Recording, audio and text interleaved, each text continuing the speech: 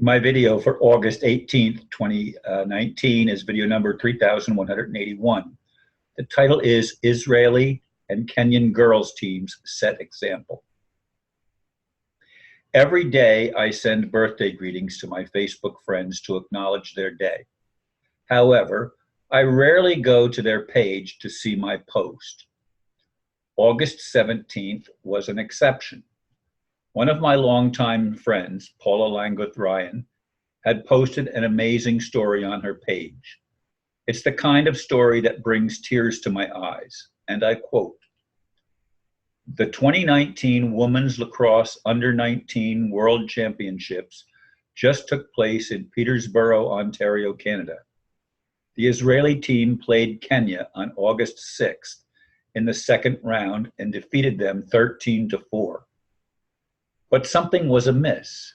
Each and every member of the Israeli team was hurt, would be the most apt word, that their Kenyan opponents didn't have adequate footgear. Not one had cleats, which every member of every team uses as required equipment, required if you want to win against a team of equal caliber. They slipped and slid, and the Israelis knew that the two teams weren't on equal footing. Pun too easy to not to use, end quote. Here's the point. Girls from the Israeli team got together and bought the Kenyan team proper footwear. What an amazing bond of friendship. What can we do to help level the playing field in the more important game we call life? I actually had a couple of other topics that I was preparing for videos, but they're going to go on to a back burner and wait. As I said in the blurb, I rarely go back and scrolled through the Facebook pages of people that I've just sent a birthday greeting to. And in fact, if it's some people require that I go to their page, or at least to Messenger, to send the birthday greetings. But some of them I can just send it without even looking at anything on their page. And I haven't looked at Paula's page in a long time. Paula and I used to be part of the same metaphysical community, and we were friends at one time when we were connected that way. And I've lost a lot of my metaphysical friends over the years because, quite frankly, as I've said in other videos, I don't think that we should avoid the problems that humanity faces. If we ignore the problems, they don't get fixed, contrary to a bunch of New Age teaching like Abraham and Esther Hicks, who channels Abraham. Let me get it right. Anyway, folks, this story it tickled me and thrilled me that these are the young people growing up in Israel, and they have a heart. People get so easy and trapped into saying, well, if you say negative things about Israel or about the global financial system, you're anti-Semitic. No, I'm pro-life. And by pro-life, I don't even mean anti-abortion.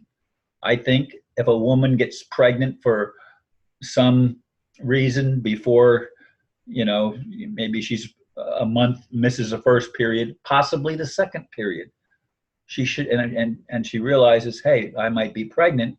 She gets a pregnancy test and she goes ahead and ends that pregnancy before the baby gets a chance to develop. Now, some people are going to disagree with that, and I'm not going to butt heads and argue with anybody over it. But I am really, really trying to get people to see that the only way we're going to resolve the issues that we face as humanity is the way that these Israeli and Kenyan girls came together and formed a bond of friendship. They recognized, in this case, the Israeli girls recognized that they were playing against a team that didn't have equal footing. Well, what if the elite class had the spiritual acuity to recognize the same thing and to help create a world where everyone is more or less on equal footing. That's the point that I've been trying to make and trying to get people to understand. But as soon as we get off on a tangent of something that, well, I don't agree with that, and we cut people off. Now, granted, I cut people off when they start calling me names and continue to harp on the same subjects over and over and over again, trying to prove me wrong. I don't do that to Esther Hicks, and I don't do that to all of my friends that think Esther Hicks is some kind of a God's gift to humanity with her message. I don't agree with her message. I don't agree with the positive mental attitude thing that is in denial of the things that we have to fix. And I've talked about this in so many of my daily videos, and I've lost so many of my metaphysical friends because I take a stand here. But here are two teams of under 19 aged girls in Israel recognizing that, hey, there's a need, and we have the ability to help meet that need. We can make a difference. And they did. They made a difference, and they formed what I believe will be a bond. Not all of the girls will relate to the other girls on the other team and on the other continent, but some of them will. And that's the important thing. We can all form bonds with people around the world that have a different upbringing than we did, that have different experiences. And that's true regardless of race or religion or anything. We all have different and unique experiences. And the only way we're going to bridge the gap that exists between us is to learn to communicate with each other, to learn to reach out a hand, not to harm, but to help. These are the things that I wish we could get as human beings, but we don't, because it's not profitable to those that want to control everybody else. It's not profitable to incite peace. They'd rather incite riots. And there are so many avenues I could take. There are so many things that people send me and that I look at, and some of them I like and some of them I don't like.